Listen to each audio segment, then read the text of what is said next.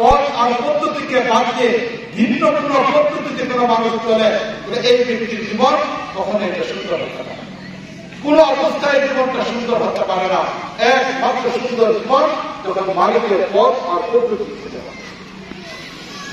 রাসূল করিম সাল্লাল্লাহু আলাইহি ওয়াসাল্লামের যুগ সম্পর্কে আমরা সবাই জানি যে রাসূল সাল্লাল্লাহু আলাইহি ওয়াসাল্লাম যে সময়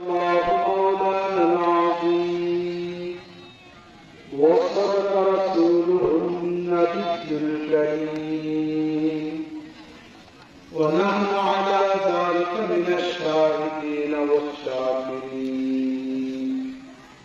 والحمد لله رب العالمين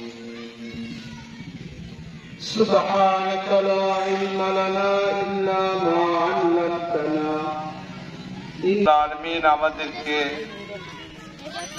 সময় উপযোগী একটা গুরুত্বপূর্ণ প্রোগ্রামে অংশগ্রহণ করার তৌফিক দান করেছেন।